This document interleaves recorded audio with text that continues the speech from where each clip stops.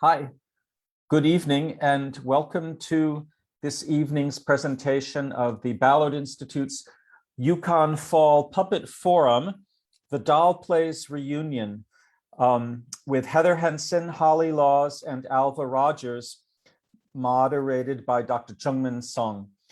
My name is John Bell. I'm the director of the Ballard Institute, and my colleague Emily Wicks, the manager of collections and operations, is backstage making everything happen. We wanted to let you know we are currently installing Hecho in Puerto Rico, 4 generations of Puerto Rican puppetry, curated by Dr. Manuel Moran and Deborah Hunt. The virtual opening of that new exhibition will be Thursday, November 18th at 5 p.m. On Saturday, November 20th, that Saturday, there will be a virtual performance of the Purabel Pre project about the pioneering Puerto Rican puppeteer and educator who lived and worked in New York City by Teatro Sea. That's Saturday, November 20th at 11. And on Thursday, December 2nd, our next online puppet forum will be Contemporary Puppetry in Puerto Rico, based on the exhibit with Manuel Moran, Deborah Hunt, Tere Marichal, and Pedro Adorno from Agua Soli Sereno. And that forum will discuss the situation of Puerto Rican puppetry today and its possibilities for the future. And then on Saturday, December 4th at 11 a.m., as part of our fall performance series online, we will have our friends from Baltimore's String Theory Theater performing Anansi Storyteller. That's Saturday, December 4th at 11. So please take a look at our social media and website and stuff like that if you want further information. I would like to introduce now the moderator for this evening's event, Dr. Jungmin Song, our colleague at the Ballard Institute. Min is assistant professor in residence at the Department of Dramatic Arts at UConn. She curated our Puppetry's Racial Reckoning exhibition, of which this event now is a part, as well as the Ballard Institute's Shakespeare and Puppetry exhibition last year. Welcome, Min. Hello. I cannot believe this is the last event we have in relation to the Puppetry's Racial Reckoning exhibition. And then thank you very much for your attentions and interest you showed us. So when so the story goes that when I first heard that we can have puppets made by the artist Kara Walker in the exhibition, I was curating. I just couldn't believe it. I mean, Kara Walker is one of the most important African American artists in the world. And then we can have her puppets in our exhibition. And I was just so thrilled. But when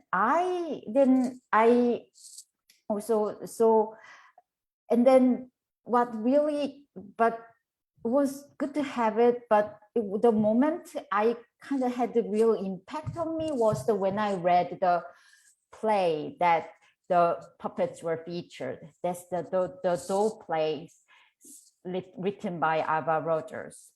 I mean, we are going to talk about the play later with Alva, but like it was the kind of moment that like I haven't read anything that touched me deeply in recent years for me. So, and then at the same time, when I read the production histories, and then when I learned about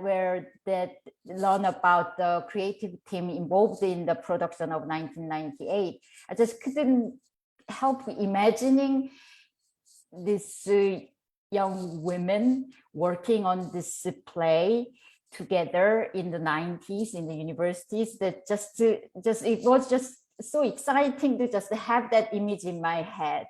So this is where this forum is from, that my kind of excitement of that imagination of, and I want to have these people together in one place and then kind of talk about their experience and then talk about the future.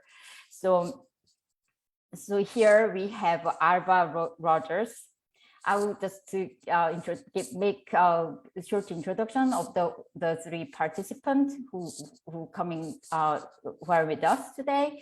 So Alva Rogers, so her writing career began with the Rodeo Caldonia, a Black feminist performance collective based in Brooklyn. She co-founded in 1985. Following an influential early career as a performance artist and film actor, Rogers concentrated more on writing, earning MFAs in musical theater writing from NYU Tisch and in playwriting from Brown University. And we have Heather Henson. Heather Henson is a contemporary puppet artist whose work promotes harmony and healing for the planet through artistic spectacle and discussion. Heather graduated with a degree from Rhode Island School of Design and studied at the California Institute of the Arts. Heather founded Ibex Puppetry. You will see, we can put her website on our chat. In 2000, a multi-platform production company is dedicated to promoting the fine art of puppetry in all of its mediums, honoring her work as well as that of other puppetry artists around the world. Then we have Holly Lowe's, artist and designer, and then her professional experience is wide and varied. Her work runs a gamut from sculpture and multimedia installation to puppetry and theater design. She is most interested in exploring work overlapping these disciplines. Lowe's received a BFA in sculpture from Virginia Commonwealth University in Richmond and an MFA in sculpture from Tyler School of Art and Architecture at Temple University in Philadelphia. She moved to Arkansas in 2008 for a faculty position at the University of Central Arkansas, where she teaches in the Department of Art and Design. So I'm really honored to have these three great women in this forum, and then I think we will begin with Alva introducing the doll plays and then the production history. Thank you, Alva.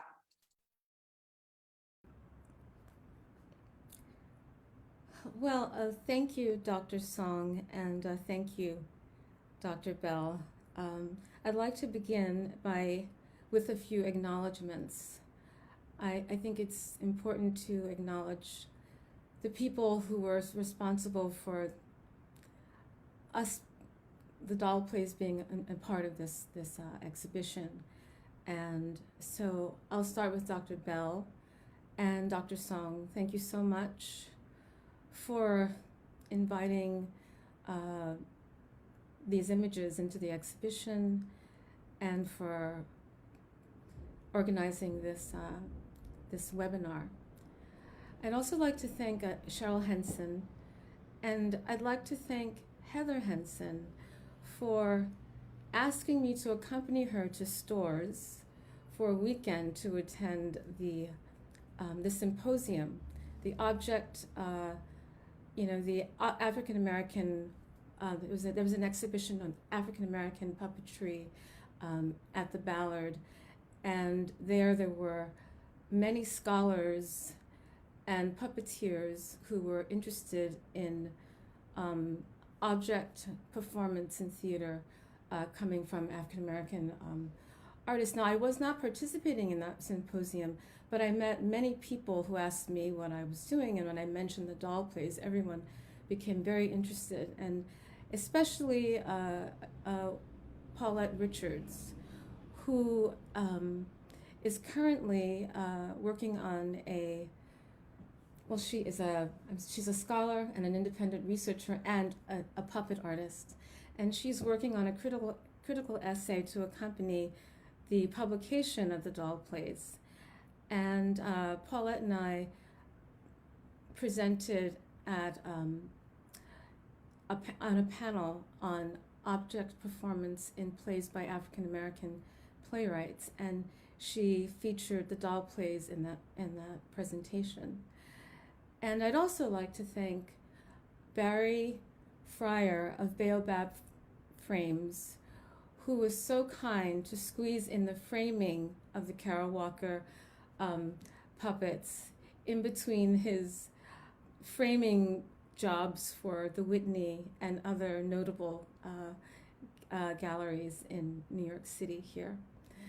And I'd like to thank all the actors who have been a part of this doll plays journey.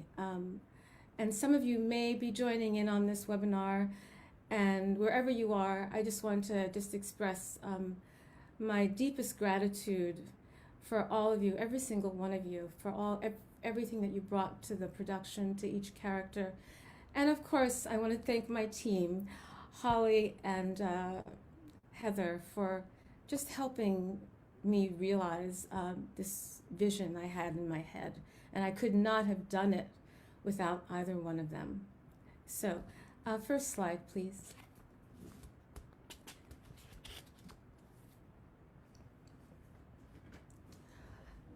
The doll plays. The dolls reenact events from Aunt Len's life and times before returning to her deathbed, at which time they transform her into a doll. Each scene or doll play is a discrete narrative unit. These units are layered to create a larger, more complex whole. The uppermost level of the narrative concerns the museum and the life of Aunt Len as portrayed by her dolls. The inner layers of the play comment on a variety of social conditions as reflected by the inner lives of each particular doll. These interior plays intersect with each other and further reflect new meaning upon the main narrative concerning the life and times of Aunt Len. Lennon Holder Hoyt was born in 1905, and she passed away in 1999. And this photo was reproduced from the Sotheby's catalog. Now, Aunt Len turned her Hamilton Place limestone into a doll and toy museum. Now, Hamilton Place is a cul-de-sac, and if you know anything about New York City history, all the streets that are places were generally very elegant streets. And Hamilton Place opened up into Hamilton Grange, which is where Hamilton had his country house. So you see there's Hamilton Terrace and 141st Street, and then Hamilton Place sort of stopped right at that intersection. And Aunt Len's house would be on the left side there. Next slide, please. Now, Aunt Len's collection was sold at Sotheby's, and this catalog was a gift to me from Carol Walker after we completed my thesis production at Brown. And so the sale was held on December 16th, 1994, a few years before her death. The doll plays production history.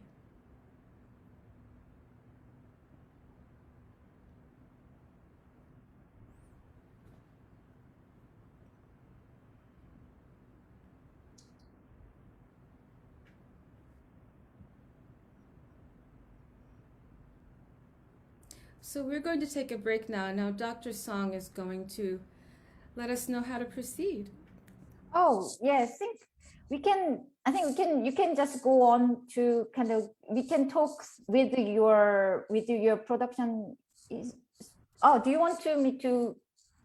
Yes, I think I will do first a few questions first. Sorry, so I just want to know that how did you get to know each other? Like, how did you meet, and like your students, and then or you're somewhere else, and then how did you get to know each other? Okay, well, Holly and well, I'll start. Yes. I moved to Providence in August 1996, and I had a 2-month-old um, infant, and I was beginning my MFA program at Brown. And because I had a 2-month-old, everything I had to plot out my entire 2 years regarding my working life, my projects. So I found out what was expected of me regarding my thesis, how many plays I would have to write, how many plays I would have to put into production, and I would have to have a thesis play. And I plotted all of that, and I knew that I wanted to write about Aunt Len, and I didn't know how that was going to happen, but I got to know her a bit, and I spent a lot of time with her, and even trying to find someone who could subsidize the museum, or maybe buy her collection as a whole and donate it to a museum. But unfortunately, that didn't happen. So I thought, well, what better way could I keep her, not only her memory, but the gift that she gave to so many children and people from around the world who went to visit with her and this amazing collection that she amassed by herself. So one day I was reading the Providence Journal, and I saw an article about some theater reviews, and I read them, and I saw that Heather Henson was having a show produced at Perishable Theater. And I thought, oh, Heather Henson, I have to go see that show. And so I went to the show, and I waited until she talked to everybody, all her audience members, and I waited, and I was the last one, and I went up to her and I introduced myself. And I thought to before I went to the theater, I decided that I would have to show her something. I mean, I'm a stranger. So I told her I decided I would invite her to see my production of my play, The Whole Wide World, which has now been renamed Maya in the Cities. And actually, I got Big Nazo to do some puppets for that show. So I invited Heather to come see that. And that's how we met, and that's how it all started. So I'm going to tell Heather to take it from there, and then she can discuss how she and Holly met. All right. Well, I knew this is going to be exciting. Like, wow, this is, oh, yeah, Heather, sorry. So exactly, the Alva saw a show called Flow that I'd done in 1997. And it was a long time ago, and I was developing that at the O'Neill, and actually I'd met Holly. Holly and I had just become studio mates because we had met each other at the O'Neill. At the O'Neill, yep. And so I was doing a lot of theater, a lot of funky, weird, anything goes puppet theater in Providence at the time. I just graduated from RISD, and I was going to the O'Neill every summer and making shows around town all over Providence.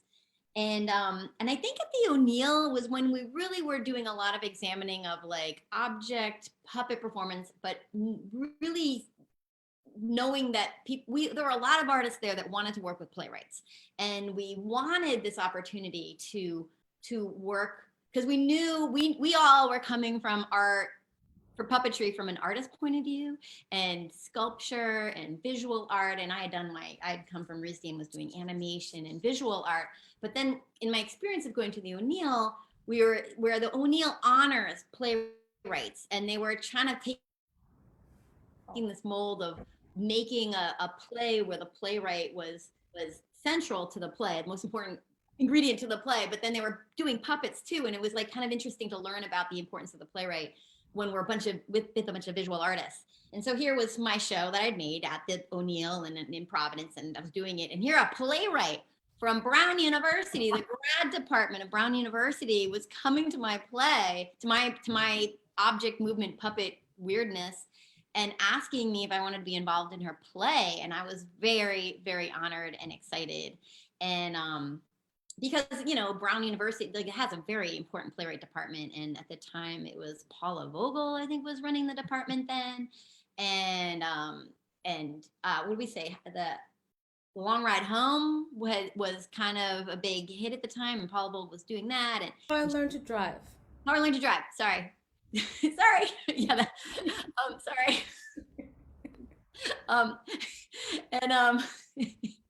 And anyway, I went to go see Alva's play at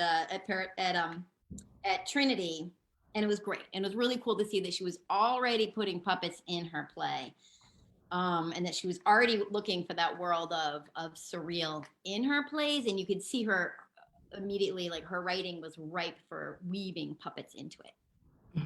So that's my introduction. And so Holly was my roommate at the time, and we had met at the O'Neill. So our studio mate, I live somewhere else, but loft, but we worked there. And I had moved to Providence.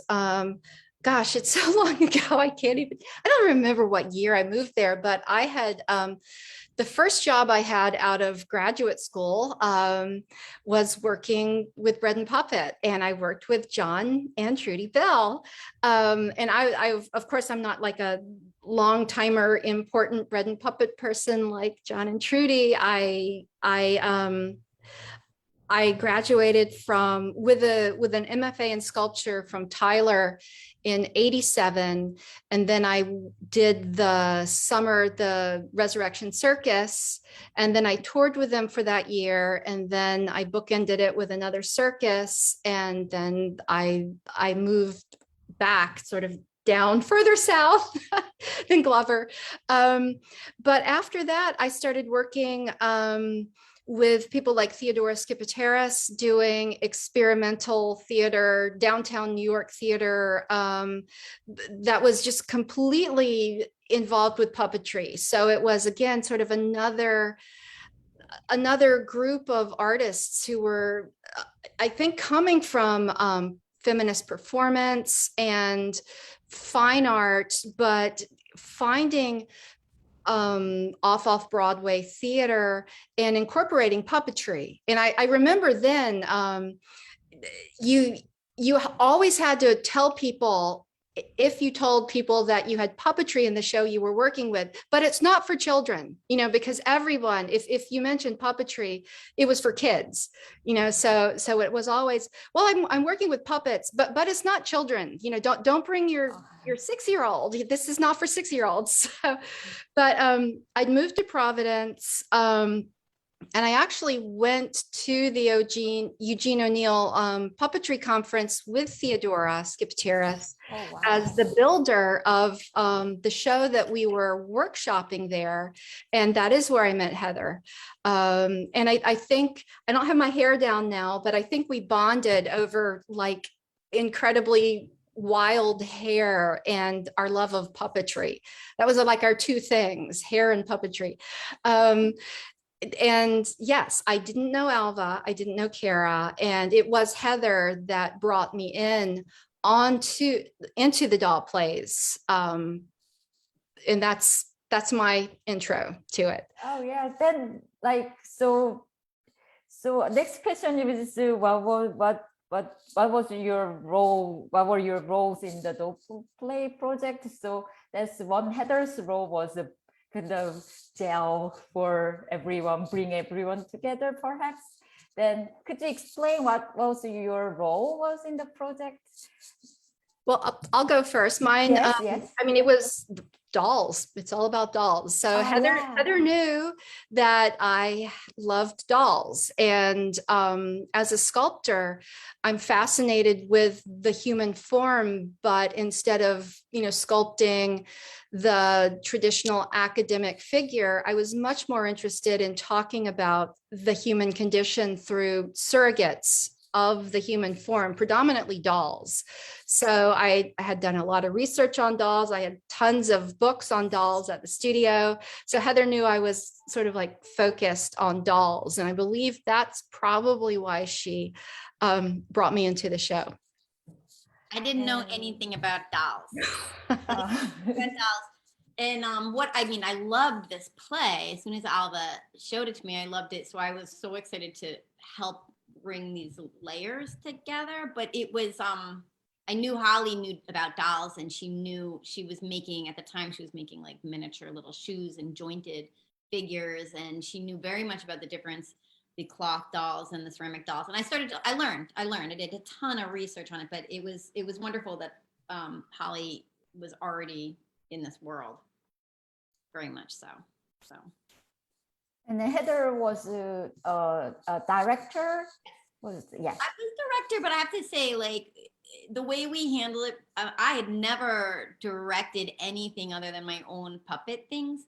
And the way that Alva and I kind of chose to like look at the situation is I said, I'll work on all the visual layers of it, the visual metaphors. Because I love the play. It's full of amazing metaphors in the written text. And then I just love diving into trying to figure out how we can make this work visually on scales, on there's many layers. There's layers of fantasy, there's layers of memory, there's layers of projection, there's layers of people, different attitudes on different people, history. There's so many things, and the idea of like kind of trying to figure out how to make that work in a visual language was what I savored.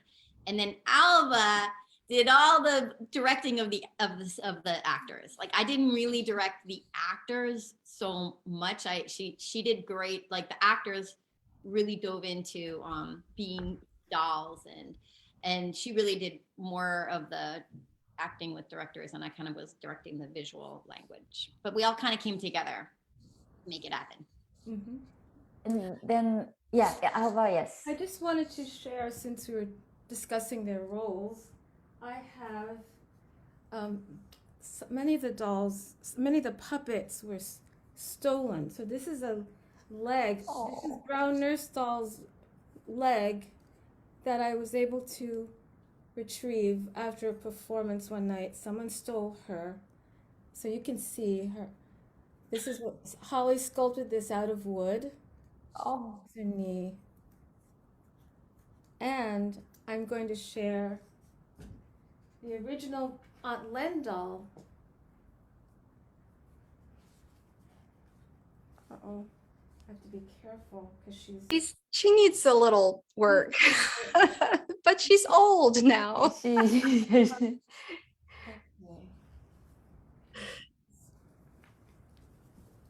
I may have to stand up so you can get a sense of the scale. So you can see.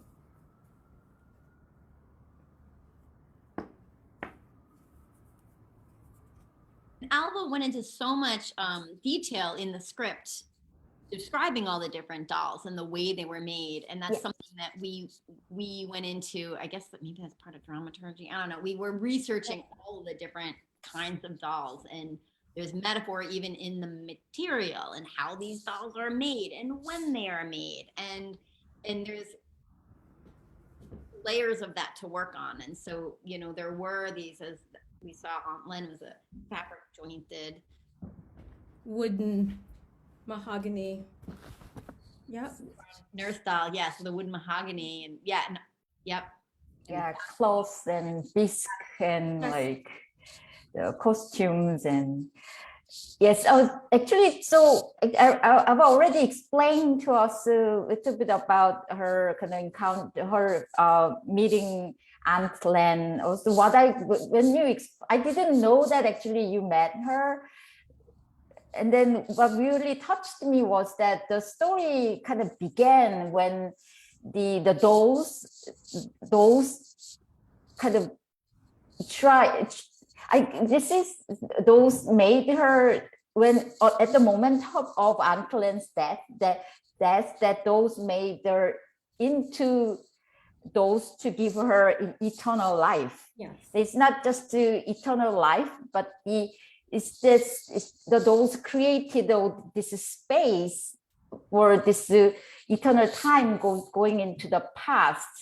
And then what really touched me was actually, in a way, in the relationship that Alva actually was dolls in relation to Antlen, that those play gives Antlen kind of more kind of eternal life that is still going on.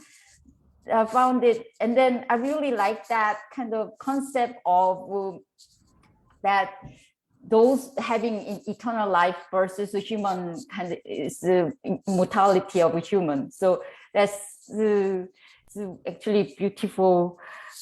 That's a really beautiful element. Somebody who have interest in puppetry and those also. So I think I've already explained to us already. So what was the initial inspiration for the writing the play? I mean, do you have anything further for us to further than like you explained to us before? Then could you tell us a little bit more about how you began to write about the play, or? Yeah, well, it's always challenging. Well, many of my plays have a historical figure in them, so it's always challenging to write about a real person. And I think the biggest challenge is to find a way in to tell the story and to transform, to be able to combine the historical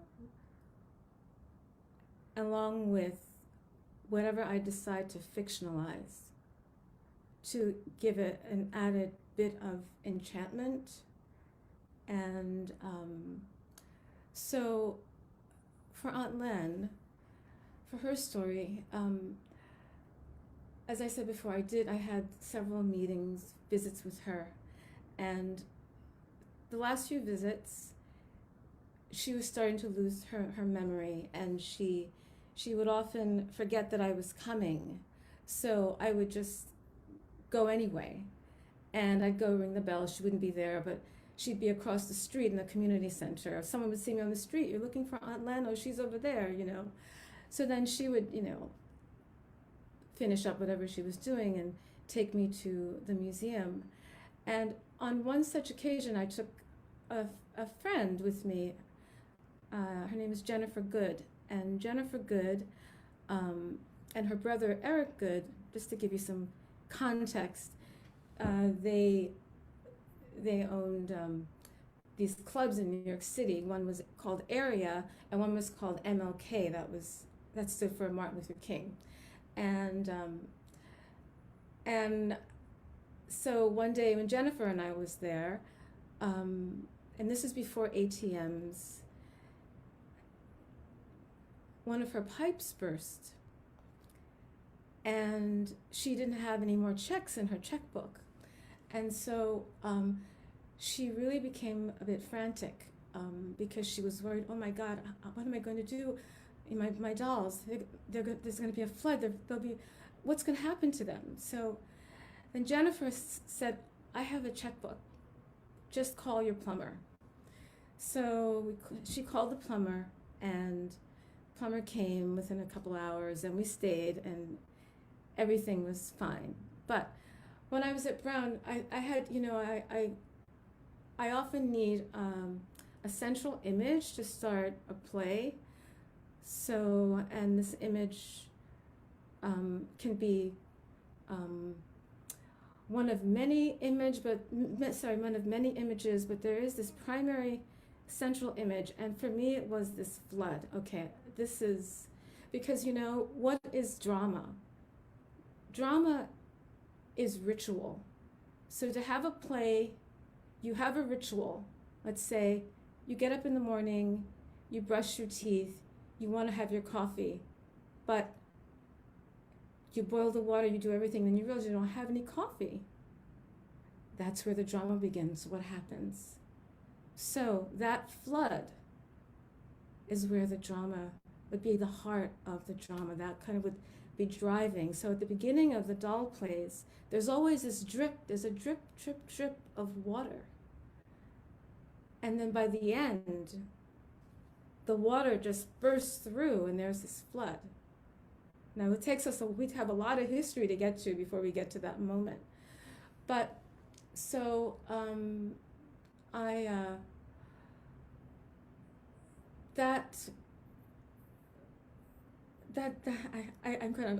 I got lost in my thoughts here. I'm sorry. I'm sorry. I think that's it. I think you get the point. Unless you can prompt me some. I just lost my. Oh yeah, I think I'll get more kind of real, reality. So if you could, because we have a karaoke's figure in our exhibition, I wonder if you could tell us about how you get to know karaoke, and then how she come to participate in the project, and explain what the roles of karaoke shadow figures were in the play, in the production. Mm-hmm. Yes. Well, I'm sure you know Kara is a graduate of RISD, and she was living in Providence, and she was married. And when I arrived, I can't remember really, and I meant to text Kara and ask her, but things have been so busy, and she's been so busy. But so she had a baby, I had a baby. Someone said you two should get together. You should play, or at least sit next to each other, and drink from their sippy cups together. So that's what we did. Okay. And so we met as mothers. Wow. And that's how it started. And then when I got close to the production of the play, I think I just asked her one day, and that's how it happened.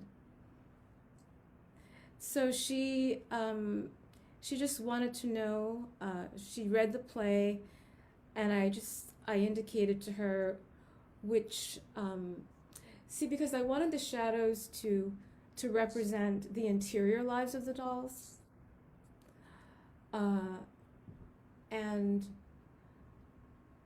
those and not just the interior, but those dark, difficult emotions. And some were more whims like the masks. Those are more whimsical, because there are scenes where the dolls play with each other. Dolls play with dolls. Some dolls pretend to be Aunt Len at various times in her life. So those two masks that were in the exhibition, Aunt Len 1 and Aunt Len 2, they represented little Len when she was traveling with her mother, and then an older Lennon, she's referred to as Lennon.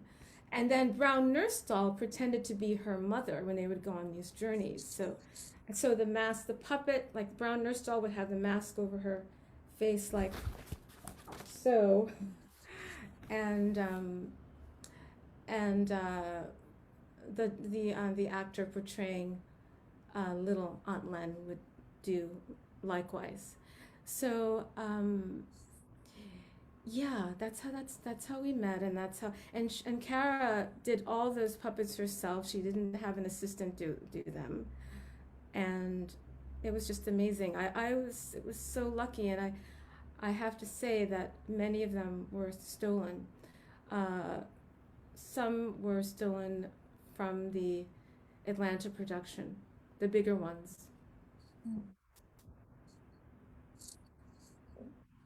Yeah, it is really sad that the puppets were there, but there are scenes of there's a concern about the intruder in the museum. Yes. The scene, so maybe Roberto inspired. No, I shouldn't say. Well, yeah, life imitates art. Yes, imitates Life. yes. Yes. So I just want to ask you, is it just about, what was it like working together at that time?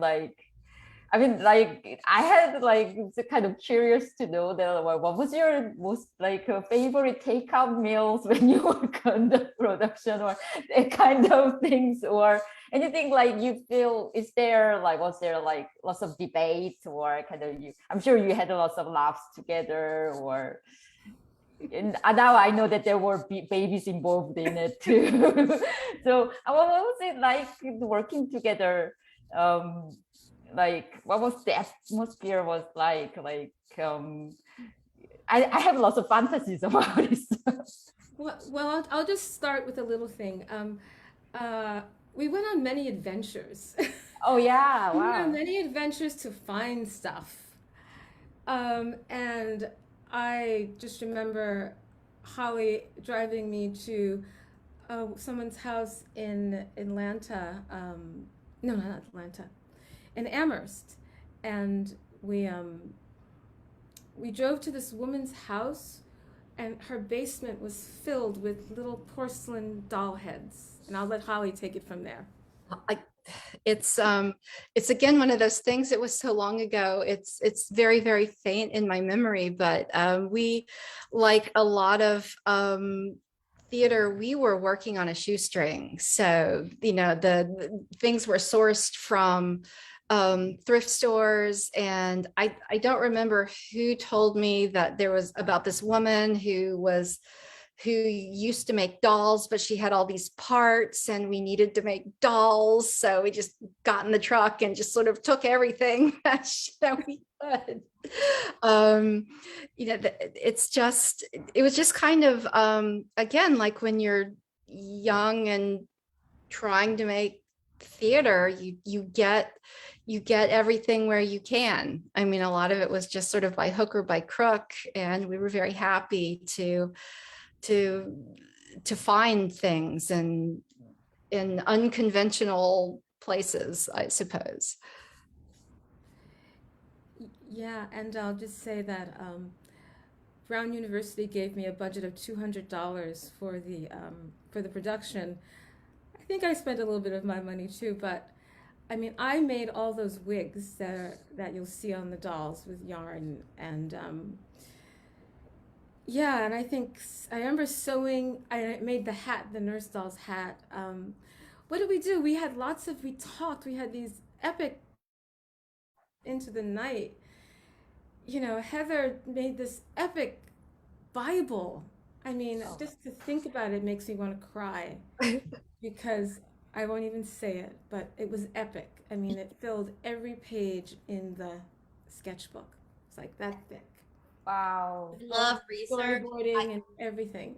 I loved researching it, so I loved learning so much about all the different dolls and then storyboarding it all out. Again, because the layers were so hard to try to figure out, because the play goes from like, yeah, reality, sort of, not really, but sort of a reality. I mean, a woman and her dolls, but she's dying, and then it's the interior, as Alva said, the interior lives of all the individual dolls, and then the dolls playing with each other, and then Len playing with the dolls, and there's so many different things, and you could imagine it,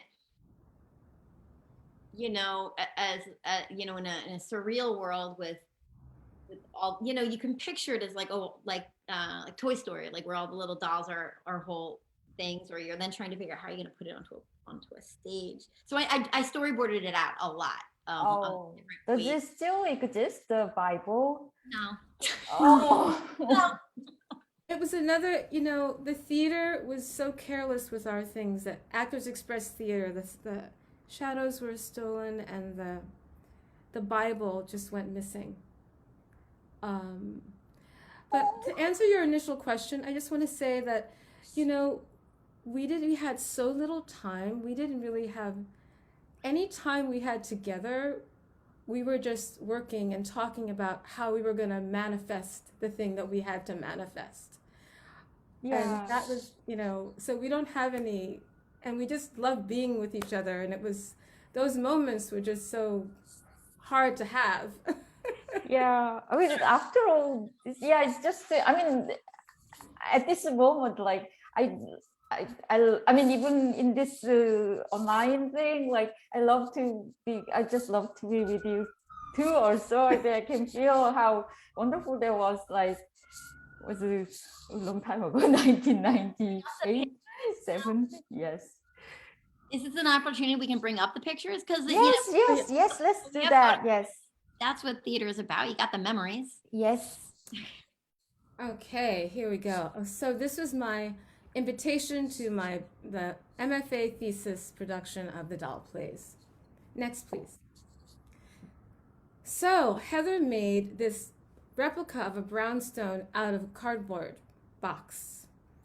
And that brownstone went with us to the New World. Well, anyway, it stayed with my daughter for many, many years.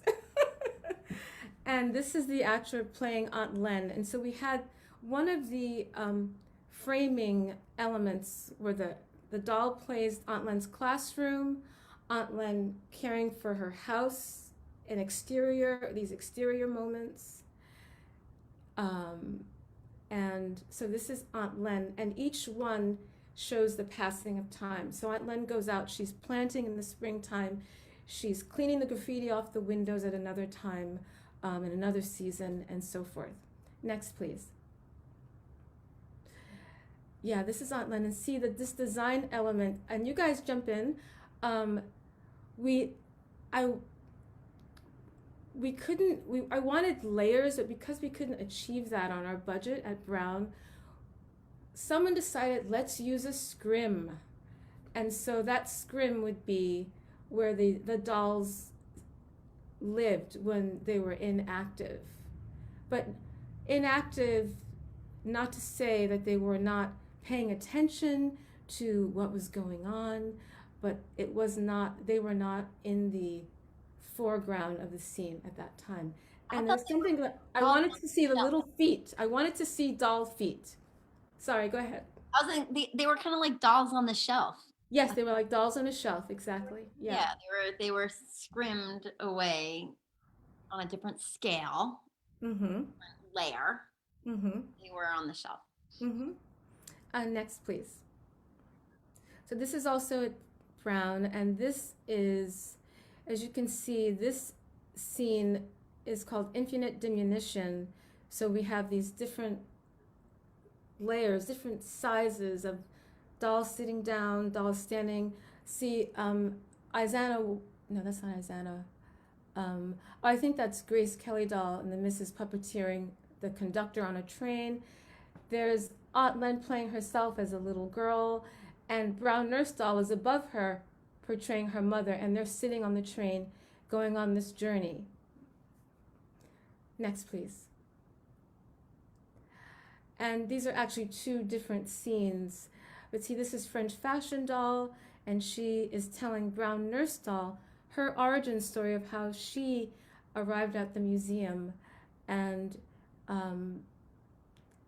she tells the story of why she has one leg made of wax and the other one made of wood, and that and Brown Nurse has a broken leg because when some intruders came in, they broke her leg, and French Fashion tells her to dream, and they will be whole again. And now the black and white baby dolls. Now each one of these dolls is a doll that is a representational of a doll in Aunt Len's museum in her actual collection. Most of them, and I would say Grace Kelly doll is in that she had celebrity molded dolls, and Grace Kelly doll is a celebrity molded. I mean, she is a celebrity, but she didn't have a Grace Kelly doll. I don't think there was a Grace Kelly doll.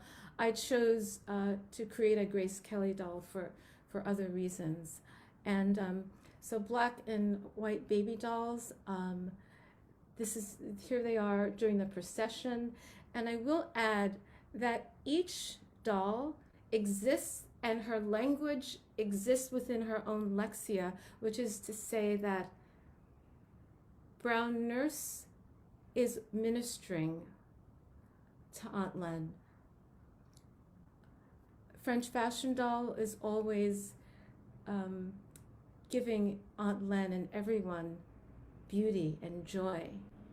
And black and white baby dolls are just, they are her babies, and that they represent that part of us.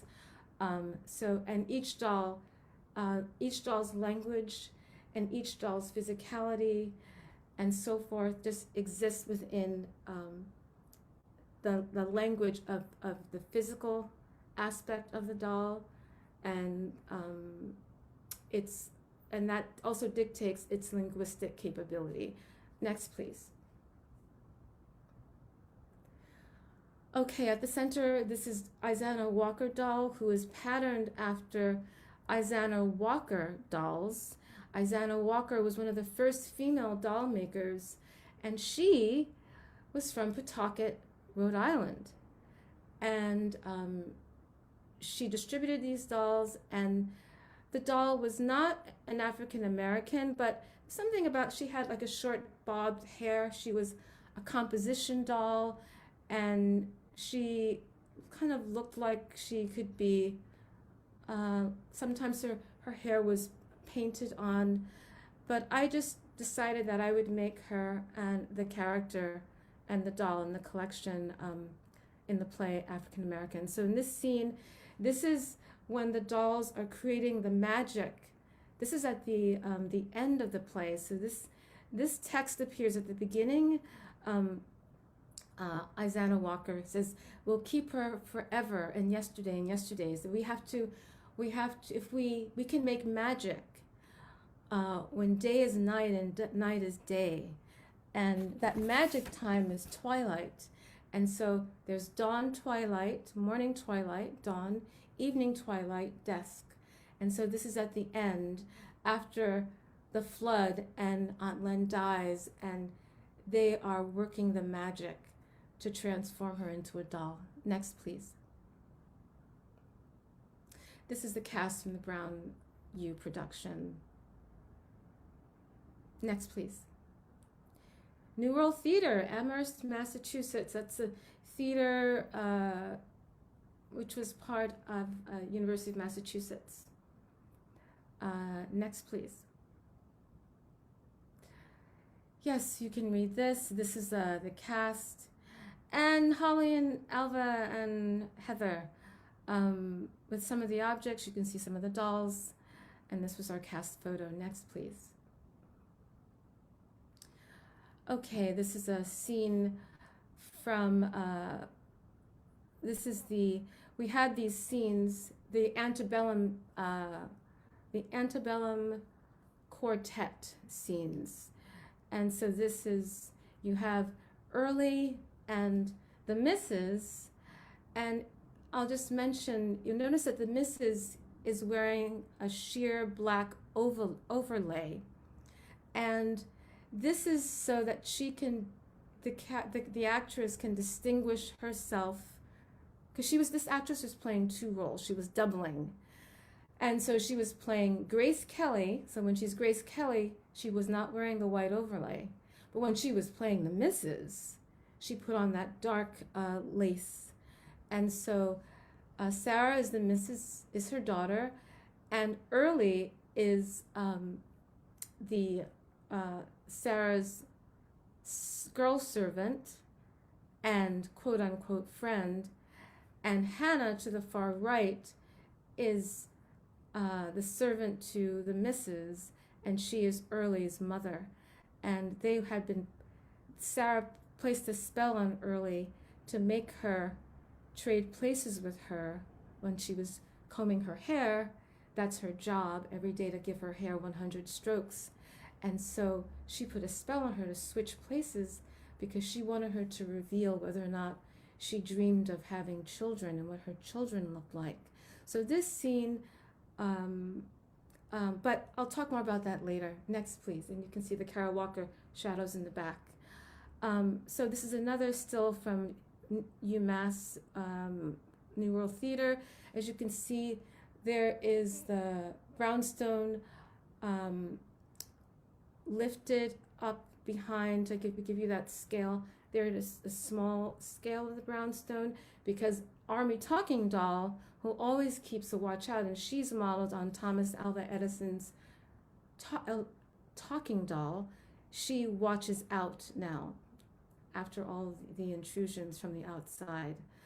And Aunt Len is meeting with a doll collector from Madison Avenue who has always been trying to convince her to sell her collection to him. And the dolls are whispering to her, ask him to go, when he talks about leaving the dolls to him. Next, please. Here we have French fashion doll, and she carries her trunk with all her beauty accoutrement, and she is ministering beauty to Aunt Len. And you see the other dolls on the shelf, and while you see the puppet and doll representations of the actor representations of the dolls on the sofa, sitting with Aunt Len. Next, please. Okay, this is the production in Atlanta, Actors Express Theater. Is my cast. My director's not in this image, but the play was in repertory with another play, the title B. Luther Hatchie, and that presented a host of production problems that we had to create workarounds for, which I'll talk about that, and I'll show you how that manifested with later slides. But it was a wonderful cast, and yeah. Next, please. So this is a scene. Yeah, the Harlem is in vogue. Is also another one of those discrete little introductory units. And for any of you who may be familiar with Robert Wilson, he and David Byrne collaborated on a piece called the Knee Plays. And at the beginning of during the show, there were these discrete little introductions that were called that. They were like little introductions to like the larger themes, and they were called the Knee Plays. And it was kind of modeled after vaudeville. And so I thought of these little units like vaudeville and like the Knee Plays. So here, Harlem was in vogue until it was no longer in vogue for Aunt Len. So, and the dolls, you can see how this is when they're in the classroom, and the classroom scenes, and you can see there's one of the dolls, one doll, Brown Nurse doll, is pretending to be reading a book, and so forth. Yeah, next please. Okay, so there's the lovely Grace Carlock portraying Grace Kelly there, and the foreground is French fashion doll telling her story of how she came to be at the museum. She was a discarded doll, and all of the dolls were all discarded, and Aunt Len found them all and brought them to their home where they all live now. Next, please. Here's a review, not a review, the show was reviewed, but this is a preview article which appeared in the Atlanta Journal Constitution. It was a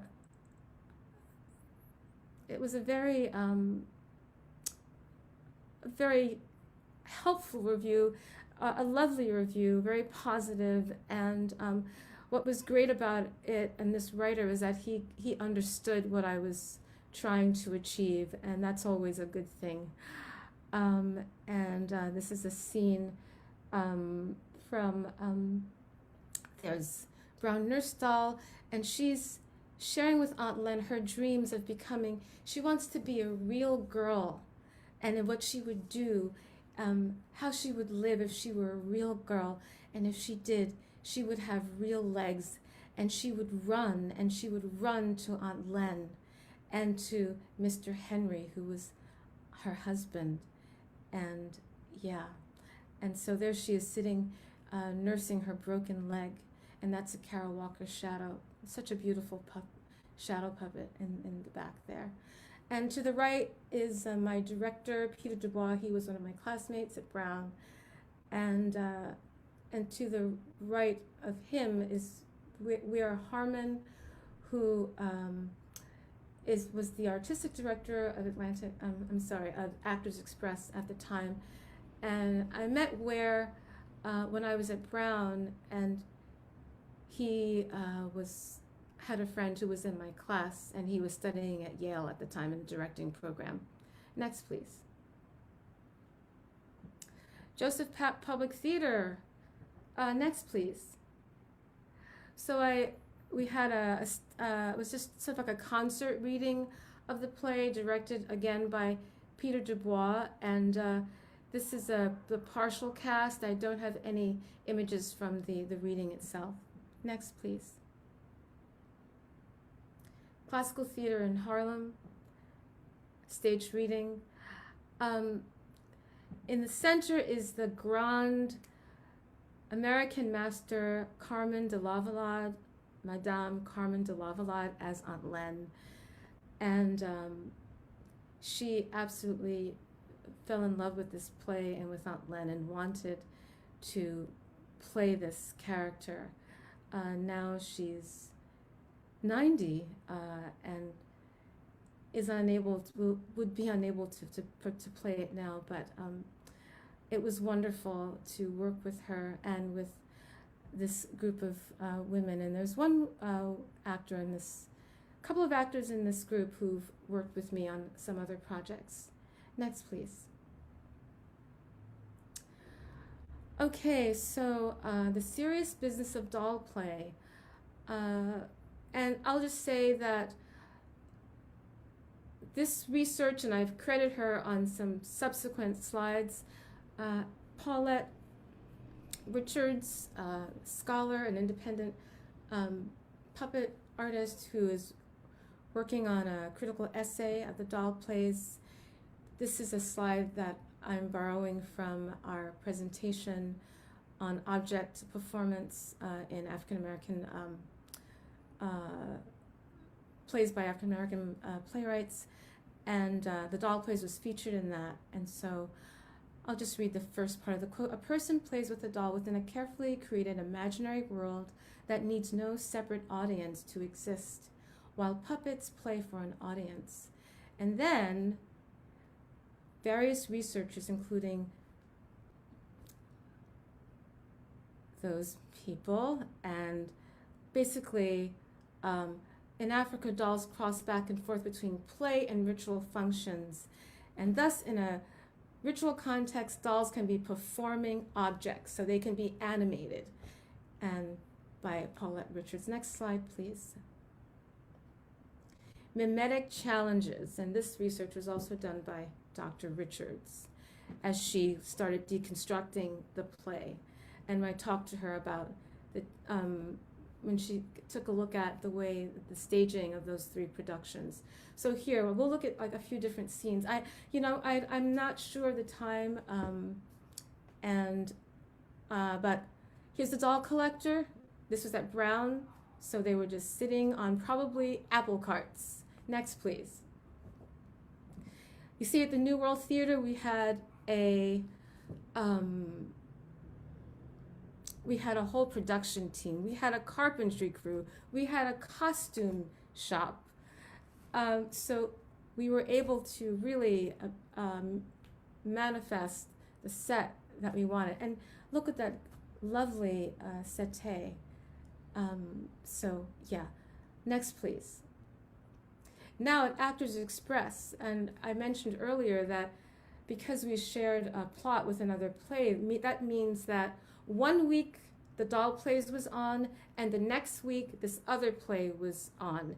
And because of that, we had to share the same lighting plot, we had to share a large part of the sets, and I could not change the lighting plot. So you see, that's why the lighting is so different.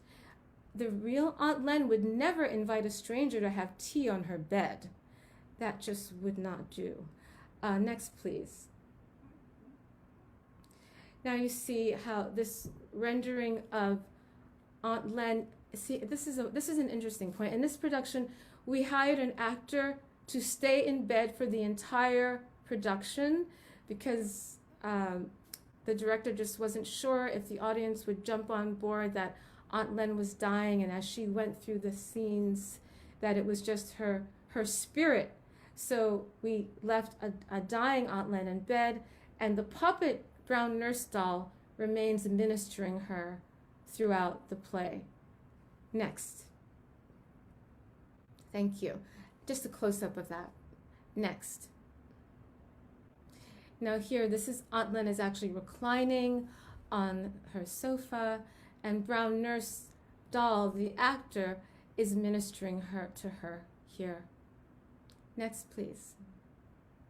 Aunt Len's classroom.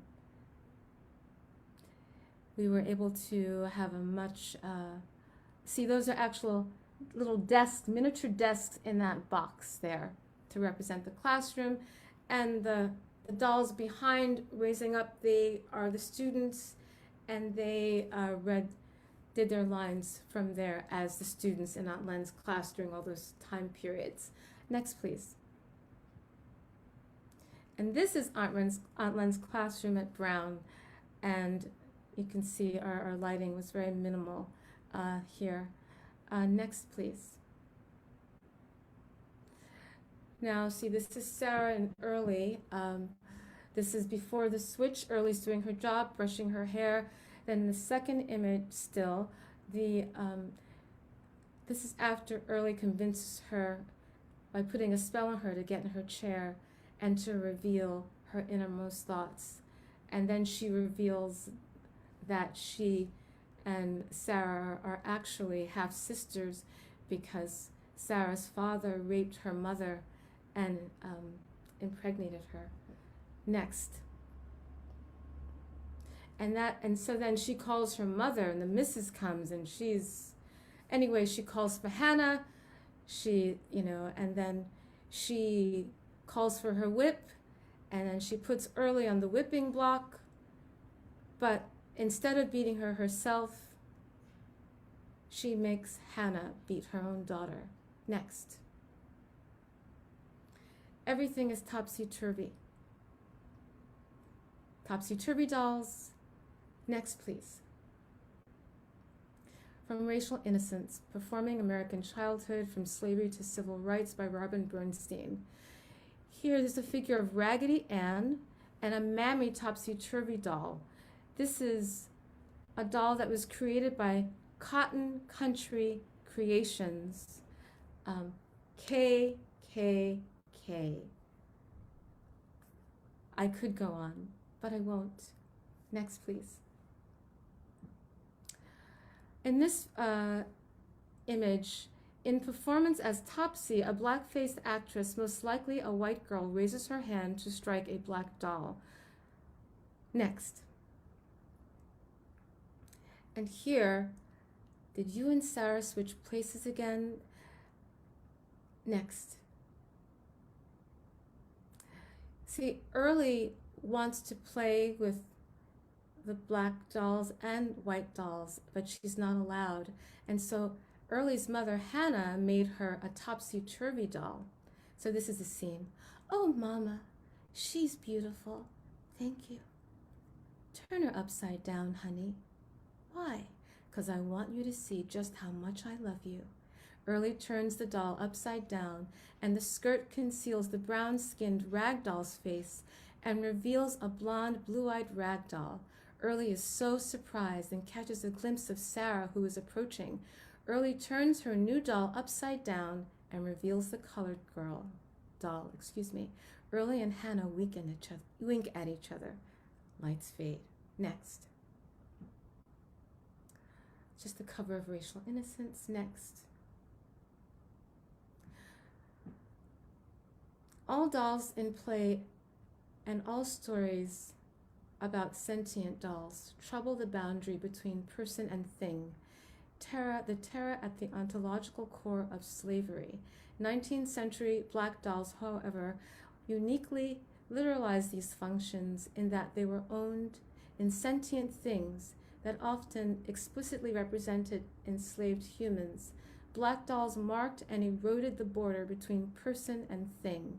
Thus, they functioned as devices in the meaning and memory of slavery.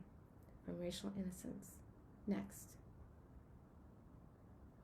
So here is the scene, the whipping block post scene before her lynching at Actors Express Theater. And see, she puts the whip in Hannah's hand, and Hannah can't do it, but she does it with her.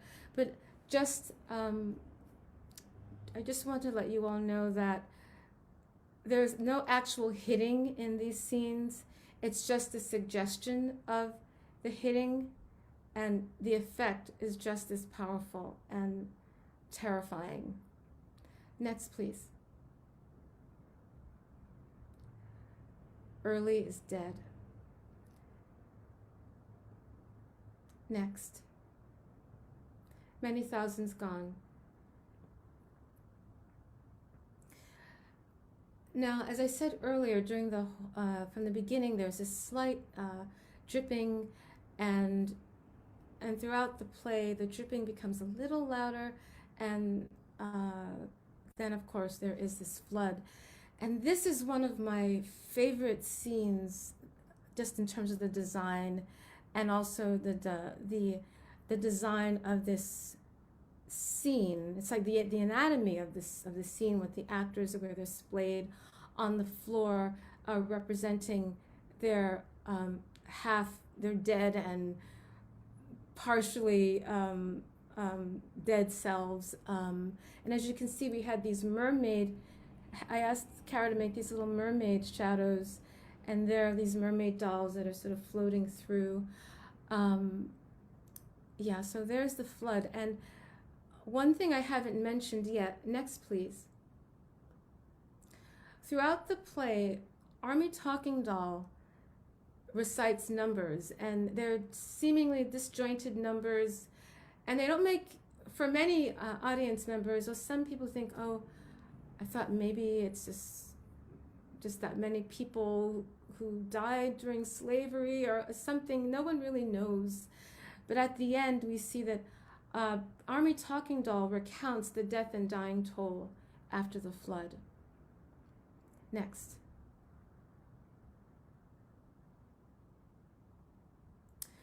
So, after the flood, the surviving dolls are all the dolls who are members of the cast, who come away from the shelf, is how I should say, actually.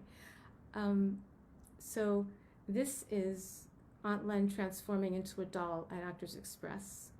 See, they gave her doll hands, and they're giving her doll hair, and they're giving her doll clothes. They're putting this little pinafore on her. Next. And now she is a doll at Actors Express. Next. Now, at New World Theater's transformation of her into a doll, as you can see, because we were able to have those levels, you see, this transformation happening in between morning dusk or twilight dusk, that's a golden time, that's magic time. That's the time when they say it's best to meditate at dawn, dusk, and noontime, because those are the times when there are the energies out to aid you in your meditation practice, to aid your dreams, to aid your thinking process. And if you get up and if you're an early riser, and that's a good time for you to work. So it's a time where magic can happen. This transformation, this lifting up, this leaving one world, the spirit world, coming down and going back up happens during those times. So we were able to actually lift the spirit and the physical embodiment of Aunt Len up and lower her doll manifestation of herself in this production. Next, please. Here is Aunt Len as a doll. Aunt Len doll circa late 20th century, Spanish, jointed wood, American. Come on back, everyone. Thank you. That's the end. Thank you, Alva. I would just ask a couple more questions, and then if the audience who if on Zoom or Facebook Live, please, if you have any questions or comment, please put it on a chat or Q&A or Facebook comments, please. Then I can deliver it for your questions to our speakers. So maybe if I can ask each of you that what was kind of the most what was kind of, there are lots of episodes in this play that if there's a kind of one, if you can pick one, it's very hard, I'm sure, that kind of leave the most deepest mark in your memory, like after like over 20 years. Maybe if I can ask Heather and Holly about which one. Yeah, I'm sure it is a really tough one, or something you remember most, or You want me to go first? Okay.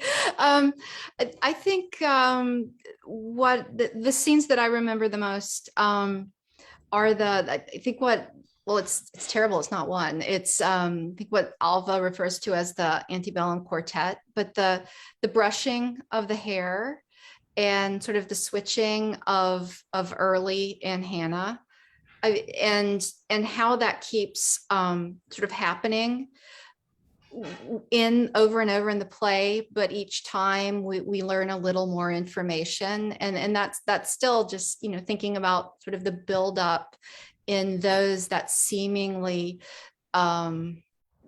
gentle act of the hair brushing, that just still gives me goosebumps. yeah, that's really that is kind of, you kind of feel something is gonna it is going to kind of some kind of terrible ending, but it made me really nervous. It's kind of keep happening. So I was reading the play. And Heather, perhaps. Probably it's I like this section that Alva was talking about, this play as ritual. I loved that this play was this ritual of bringing a person from their being alive to the afterlife. It's like that place of the bardo, and that this whole play existed in that could be it could have been a quick moment, could have been a second, could have been a lifetime. We don't really know how long it is, because it's just, like I said, flashing through it's the human history, it's our society's history, it's these individual histories, and the fact that history is held in objects. And I think that that's something that I think is brilliant about what Alva was doing, was really trying to embed memory and history and projection into objects. And that's why it was so good to try to do this with puppets, or we did it with dolls, but it's the layering that I loved. And also I loved that. So there's a scene where she used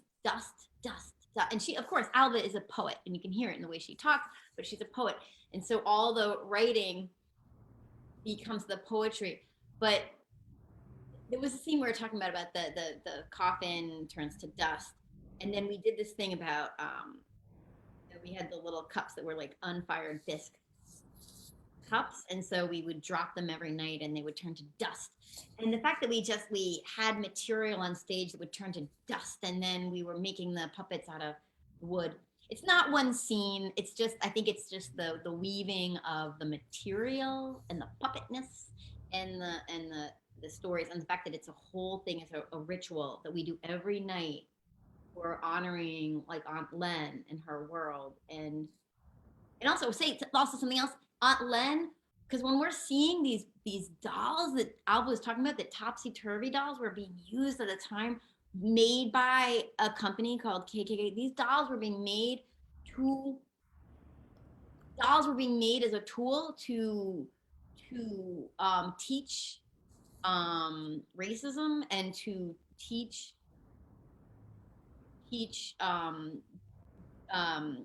division and horrible things. And so, but Aunt Len, as a person, she collected all dolls, even racist image dolls, as well as like, you know, all the dolls she collected, but she loved them all. And so she had this beautiful heart of generosity, of loving all of them, our horrible histories, our horrible shared had this general love of loving all the children in the neighborhood and loving all these dolls, that broken dolls and our broken, horrible history and our, but we are all here together right now on the planet and trying to do the best as we can. And she's making that happen. And then we're making this play that is a ritual to kind of bring her memory alive. And Alva plays that role of all those dolls, keeping Aunt Len alive by writing this play and by putting the play on. It's a really beautiful thing. So I guess it's the ritual of the play that's my favorite scene, which is the whole play. Thank you, Heather. Yes, I think this is important question to ask, and then maybe. So maybe we probably know the answer that. So we all want to see. I really want to see the play on stage again. Like, I mean, it was great to read the play, but I want to see it on stage. But that how might change in its context in 2021 compared to like last century, and is there any element you might want to change in new production? You kind of talk a lot, like, and then also if you could talk a little bit about like if doing the puppet version of the play in versus actor versions, or if there will be other kind of elements that can be added or in the new production, like in near future, perhaps. Holly and Heather, you want to go for that? I did a lot of talking. I would be No, Alva, that sounds like a question for you, but I'll preface it by saying, yes, we would love to remount it with, I love actors, don't get me wrong, I love humans, but I would love to see more puppets, more dolls as puppets, different scales along with actors or without actors. So I'm looking forward to the time that we can do that. Fingers crossed, but I will turn it over to Alva because that sounds like something that she should be discussing or talking about. Thank you, Holly. Thank you, Heather. Yes, my initial desire was to produce this play with a company of dolls and puppets. But that would be impossible as a grad student. So I did the next best thing. So I want to have a production with all puppets, with a human playing Aunt Len, and then with also some puppet representations of Aunt Len, different sizes, maybe one even about a 5-foot tall puppet. And then would like to use filmed projections and such. So and music, but there's something about that was something so wonderful. Many plays have musical scores, like underscoring, and it was so the only bit of music that I used was really at the very beginning during the procession, and that's a song sung by Abby Lincoln, Love Walked In. It's just perfect. Love walked into my life. And those dolls walked in, they kept walking into her life. And, it made her life beautiful. And in turn, she made many lives beautiful because of what she created. But yeah, that's what I want to do next. Also, I want to get the play published. It has not been published yet, and I'm going to be working on a book proposal. That's the last thing I have to accomplish before the end of 2021. And then once it's published, I can. Because I see there's a little question here. Somebody wanted to know if there was access, if K-12 schools could have access to the play. Not at this time, but once the play's been published and once it's been produced in my idealized forms, then I would give it, can be more available to the public at large. You know, I don't know what else to say, but I do want to, that is my dream, to have it produced with puppets, puppeteers, and humans. It would be so great to have it made with puppets, because that's the way it's written. And like we said, we love actors, and but I think also there's still places for actors in like these inner worlds and the memories and histories. But if it's these puppets that hold all these meaning and like I said, the description that she writes in the play about the really carefully describing each one of these dolls and how they're made and all that's put into that. It does get a little bit. Anyway, it would be wonderful. It would be absolutely wonderful. It's all made of puppets. What it was to me that it's the play has kind of, it's not limited to certain period, that doesn't just to speak to the certain period of time, and then or even that certain group of people, like as I said, really touched me a lot is when I think I shouldn't say this, is it touches heart of every girl in the world. That's how I felt about the play when Alva asked, why did you so touched? I think it's just because it was because I'm a girl. That's why I feel so deeply affected by the play, and then I believe this will do wonderfully on stage. Like, yeah, I'm sure. And then, yeah, I would love to see it done it with the puppets soon. Yeah, then I hope that we can make. I mean, I hope this forum was a kind of beginning of that new ritual of the doll plays. I hope I hope that we did some work on like spreading the word about the play, and then maybe it has another life in the near future. Thank you so much for joining us for us. Then and then thank you very much for just to feel kind of very moved against hearing from you, and then. Thank you very much for joining us, the audience. I cannot see you, so that I feel a bit. I hope that you had the kind of same experience that I had, emotional experience I had. Thank you very much. John, are you coming back to calm me down a bit?